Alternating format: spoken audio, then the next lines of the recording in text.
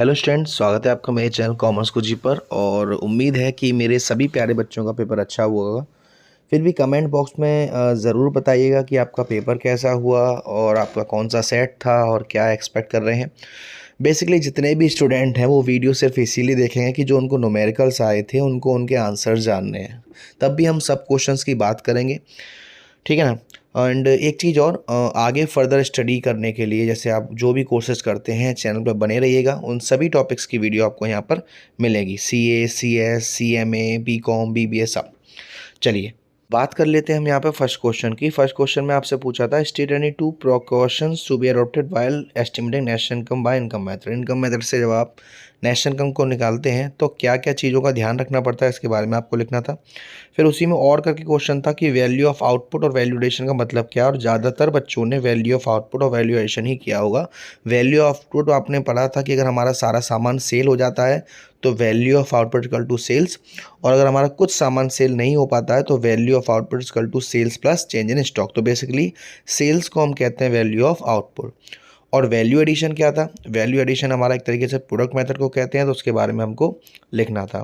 फिर था आपका डिफाइन वर्कर पॉपुलेशन रेशियो। भाई हमारे जो भी वर्कर्स होते हैं, कितने वर्कर्स काम कर रहे हैं उसके बारे में लिखना था। उसके इफेक्ट्स यूटिलिटी के बारे में लिखना था। केमिकल फर्टिलाइजर्स के क्या क्या इफेक्ट होते हैं उनके बारे में लिखना था आपको।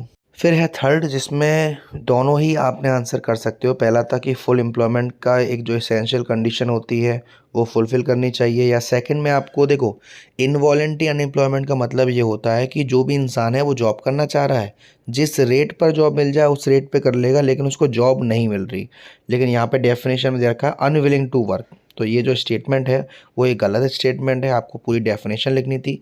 बताना था कि इनवॉलेंटरी एम्प्लॉयमेंट वो एम्प्लॉयमेंट होता है जहाँ पे वर्कर काम तो करना चाह रहा है, जिस रेट पर मिल जाए उस रेट पे करना चाह रहा है, लेकिन काम मिल नहीं रहा है। उसके बाद आपको क्वेश्चन में फोर्थ में कहा था state and discuss any one component of aggregate demand in a two sector economy. देखो टू सेक्टर इकोनॉमी में हमारा कंजप्शन एक्सपेंडिचर होता है यानी कि C, और इन्वेस्टमेंट एक्सपेंडिचर होता है यानी कि I।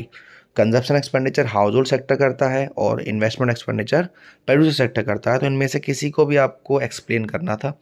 फिर फिफ्थ क्वेश्चन में आपको एक क्वेश्चन था, इसमें आपको इक्विवेलेंट लेवल ऑफ इनकम निकालना था जिसका आंसर 7,500 आएगा। सेवन्थ क्वेश्चन में आपको वही डबल काउंटिंग वाला प्रॉब्लम थी कि जब हम फाइनल गुड्स की जो वैल्यू है वो बार बार काउंट कर लेते हैं, उसी को हम डबल काउंटिंग कहते हैं।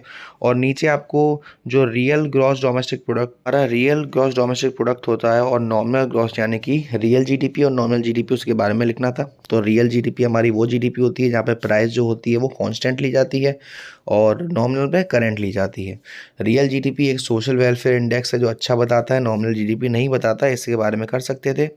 एट्थ में आपसे पूछा था कि एक ऐसी कंडीशन है जहाँ पे जो हमारा प्लांट इन्वेस्टमेंट है वो हमारा फॉल कर गया, किससे? प्लांट इनकम वगैरह से, यानी कि S और I वाला कंपोनेंट लगाना था इसमें। फिर है आपका define inflationary gap. Inflationary gap किसकी वजह से आता है? जब हमारी जो डिमांड होती है वो ज़्यादा होती है, एक्सेस डिमांड की वजह से, यानी AD is greater than AS, उसके बारे में आपको लिखना था। फिर अगला ये जो क्वेश्चन है आपका 11th की मैं बात करूंगा, जहाँ पे आपसे नेशनल इनकम निकालना था, जिसमें आपको एक्सपेंडिचर मेथड और इनकम मेथड दोनों कंबाइन थे। तो देखो सबसे पहले आपको मैं बात करूंगा एक्सपेंडिचर मेथड की, जिसमें आपको मालूम है कि एक्सपेंडिचर मेथड से हमारा GDPMP निकल के आता है, और क्वेश्चन में हमें दे रखा है GDPFC।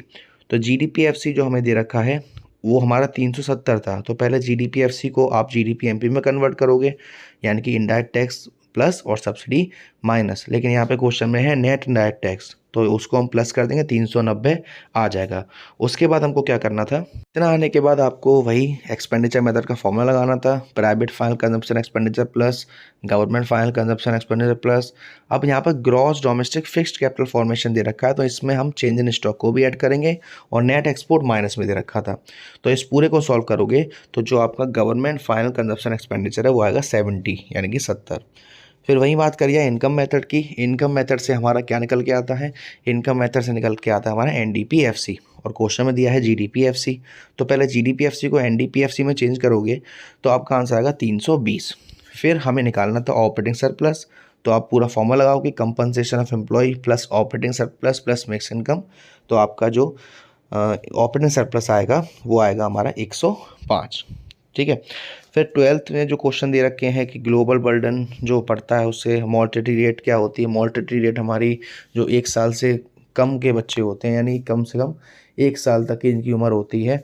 उनसे पहले ही जो बच्चे एक्सपायर हो जाते हैं, 1 साल से पहले जो बच्चे एक्सपायर हो जाते हैं, उन्हें हम कहते हैं मोर्टल